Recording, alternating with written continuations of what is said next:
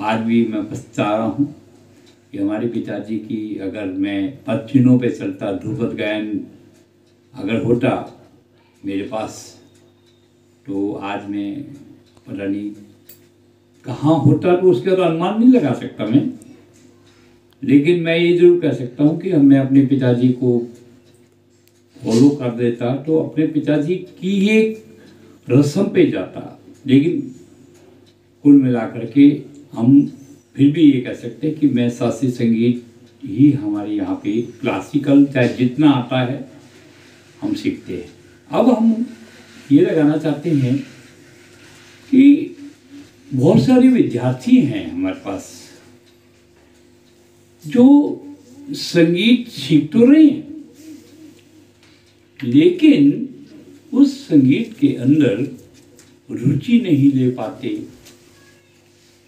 या ये समझ लीजिए कि संगीत का मतलब ही नहीं समझ पाते। वो ये सोचते हैं कि भाई ठीक है, हमने आया, हमने परीक्षा दी, परीक्षा देने के बाद में हम चलो ठीक है पास हो जाएंगे।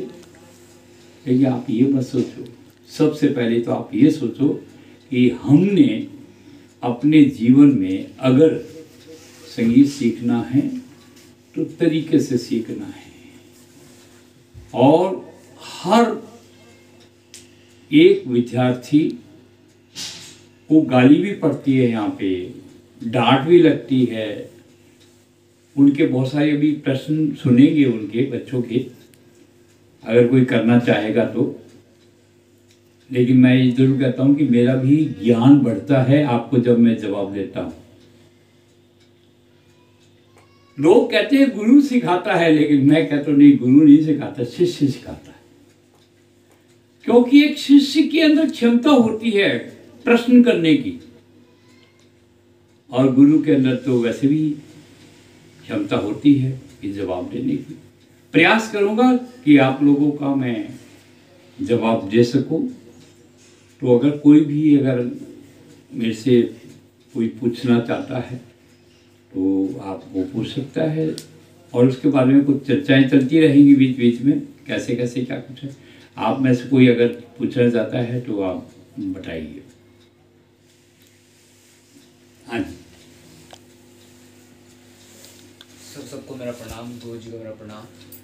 गुरु जी, मेरा पहला प्रश्न आपसे ये है कि संगीत में ज़्यादा महत्व, ज़्यादा उच्च कोटि का किसको माना जाएगा? एक वह व्यक्ति जिसको गाना आता है, लेकिन एक वह व्यक्ति जिसको गाने में एक्सपीरियंस है, जिसको कई सालों का एक्सपीरियंस है। चलो मान लेते हैं कि उसको थोड़ा कम गाना आता है लेकिन उसके पास संगीत का एक्सपीरियंस है, और एक ऐसा व्यक्ति जिसको सिर्फ गाना आता है, उसके पास कोई एक्सपीरियंस नहीं है।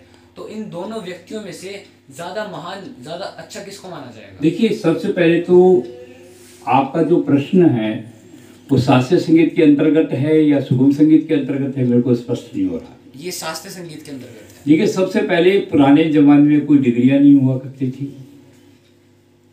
जब तानसेन जी से कौन सी डिग्री की थी, लेकिन उनके पास में ऐसा गायन था, वो ऊपर से मिलता है, वो गुरु की कृपा से मिलता है।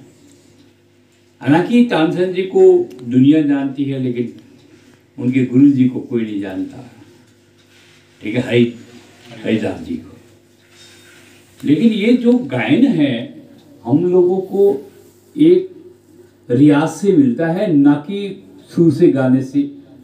अगर हम रियाज करेंगे तो हमारे को मिलता रहेगा, अन्यथा हमारे को कोई ऐसा नहीं है कि भाई कोई इंजेक्शन ठोक देगा या गोली या कैप्सूल वो खा लेगा तो वो गाना शुरू कर देगा। तो मेरा मानना ये है कि रियाज ही एक गुरु है। और जो आप प्रश्न कर रहे हैं कि भाई उसको अच्छा माना जाएगा, तो माना तो उसको भी अच्छा जाएगा जो सुर से गा रहा है, और एक गाता है वो तो गाता ही है। ठीक है, धन्यवाद।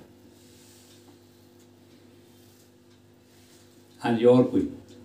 हाँ जी, नमस्कार गुरुजी। हाँ नमस्कार, जोर से बोलिए ताकि आवाज आपकी अच्छी तरह से आए। तो मेरा पहला सवाल तो ये है कि संगीत में सुबह उठ के मैं रियाज करता हूँ, तो मेरे को कितने बजे रियाज करना चाहिए? देखो, सबसे पहले तो आप छोटे बच्चे हो, शुरुआत है आपकी। आप अगर 6 बजे भी उठ जाती हो तो आप अच्छी तरह से अभ्यास कर सकते हो। देखिए अभ्यास का एक नियम होता है जिसको हम कह सकते हैं सुबह किस चीज़ का अभ्यास है, वो खर्च का अभ्यास है केवल। और खर्च का क्यों है? खर्च का इसीलिए है क्योंकि हमारा जो स्वर मंद सप्तक के जो स्वर होते हैं, लो नोट्स होते हैं, वो हमारे सवेरे बहुत अच्छे लगते हैं। और जैसे जैसे हमारा गला वर्किंग में आता है, बोलते चलते हैं, तो जैसे जैसे हमारा होता है तो वो गला, तो हमारे को एक बेहतर गला बनाने के लिए, एक अच्छी आवाज़ बनाने के लिए सुबह का अभ्यास ज़रूरी है। और मैं तो ये भी चाहूँगा कि अगर शुरुआत में है तो कम से कम 15 या 20 मिनट ज़रूर अवश्य करें, ताकि आपका आवाज़ जो लो नोट्स हैं, जो नीचे के जो स्वर होते हैं मंद सप्तक के स्वर में, उसमें आवाज़ रहे, मेन मुख्य कारण है। और जब नीचे के स्वरों में आवाज़ रहेगी तो आपके ऊपर वाले स्वरों में भी अभ्यास। तो इसी मेरा एक और प्रश्न है। हाँ जी।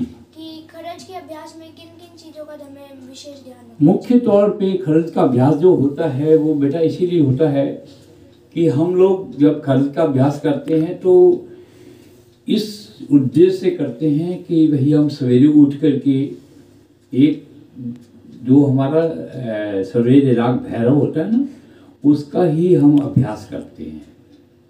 भैरव ठाट लगा लीजिए, भैरव राग लगा लीजिए, तो हम इसी को सोच करके ही सब कुछ करते हैं। तो हम लोग ये मान के चलते हैं कि सवेरे आप 6 बजे उठें और 15 से 20 मिनट तक रियाज करें। ठीक है गुरुजी, मेरा इसी से एक मिलता जुलता एक सवाल है। मेरा सवाल ये है कि जैसे हम सुबह हम कोई भी अगर अपना खर्च का अभ्यास कर रहे हैं, स्टार्टिंग में हमने शुरुआत की खर्च के अभ्यास से, तो ये तो जायज़ है कि ये तो है नहीं कि हम 1 महीना करके कोई तानसेन जी बन जाएंगे, उसके लिए टाइम लगता है। तो वही एक बच्चा अगर ये सोच ले कि मैं तो इतने दिनों से रियाज करे जा रहा हूँ लेकिन कोई इम्प्रूवमेंट अभी दिखाई नहीं दे रही, तो उसको एक मोटिवेट रखने के लिए मुख्य तौर पे अगर आपको कोई परफॉर्मेंस नहीं नज़र आ रही, इट मीन्स आपका गले का जो रियाज है खर्च का, वो या तो गलत हो रहा है। तो गलत अभ्यास हो रहा है तो उसमें भी आपको उल्टी नहीं दिखाई देगी कि भैया ऊपर से स्वर क्यों नहीं बदलाव आता है। नंबर 2 कि खर्च का अभ्यास तो जीवन पर्यंत होना चाहिए। आप ये बात बताइए, रोटी खाते हैं, खाना खाते हैं, जीने तक खाते हैं, चाहे बीमार भी पड़े होते तभी भी खाते हैं। ठीक उसी तरीके से रियाज भी उसी तरीके से होता है कि जब तक हम जीवित हैं तो रियाज करते रहें। और खर्च का रियाज तो एक भगवान से बात करने वाली बात होती है सूर्य। ठीक है, धन्यवाद। हाँ जी सर, हाँ जी सर आप इधर आ जी बेटा, लोना। सर मेरा आपको प्रणाम। सर मेरे पास 2 सवाल है। सर पहला, लॉर्ड नहीं बोलेंगे तो आपकी वीडियो में अच्छी आवाज आएगी। सर जब भी हम कोई राग गाते हैं, सर अगर हम सापा सपे गाते हैं और बजा के गाते हैं सर, तो फिर मैं ये पूछना चाह रहा हूँ मैं सर कि अगर सापा सा पे गाएंगे हम और नॉर्मल बजा के गाएंगे, उसमें से कौन सा बेहतर है? देखिए सबसे पहले तो मैं आपको बता दूं कि जो सापा सा अभ्यास है जो हम कहते हैं तानपुरे पे गाइए या सापा सा अभ्यास करिए, वो किस लिए कहते हैं? इसलिए कहते हैं कि आपके जो स्वर हैं वो पक्के हो जाएंगे। देखिए जिसकी एक टांग नहीं है मान लीजिए या 2 टांग नहीं है, तो वो किससे चल सकता है बताइए? बैसाखी से, है ना, उसके स्टैंड होता है या वॉकर हो, आजकल तो वॉकर चलने लगे, वॉकर से भी नहीं हो सकता, वो बीच में चले। तो ये जो इंडिपेंडेंट गाना जो होता है वो केवल सापा सापी होता है, और सापा सापी ही गाना शुद्ध गायन है। जो आपका ऑडिशन होगा रेडियो स्टेशन में या टेलीविज़न में, अगर कहीं पे भी आप करेंगे तो वो आपको केवल सापा सा का अभ्यास करेंगे या तानपुरे पे गाने का अभ्यास करेंगे। ठीक है सर, मेरा दूसरा प्रश्न ये है सर, जैसे संगीत में सारे हमें वाद्य यंत्र बजाना सीखना आवश्यक है? नहीं, देखिए सारे वाद्य यंत्र बजाना आवश्यक नहीं है, लेकिन वाद्य यंत्र आना चाहिए आवश्यक है। कारण कि अगर मान लीजिए आपको वाद्य यंत्र नहीं आता है तो आप दूसरे के मोहताज रहेंगे कि वो फलाना आदमी आए और मेरे साथ संगत करे और मैं बता, अगर आपको हारमोनियम आता है या कुछ और इंस्ट्रूमेंट आता है तो आप बेहतर है कि अपने आप खुद ही अपने हाथ में लेकर के कर सकते हैं। आप तो बहुत अच्छा हारमोनियम बजा सकते हो और गाते भी बहुत अच्छे हो, और बहुत अच्छा मतलब गायकी जो है आपने कल वहाँ पे सम्मानित भी हुए उपाधि से, तो बहुत अच्छा हमारे को लगा है। बहुत अच्छा, धन्यवाद।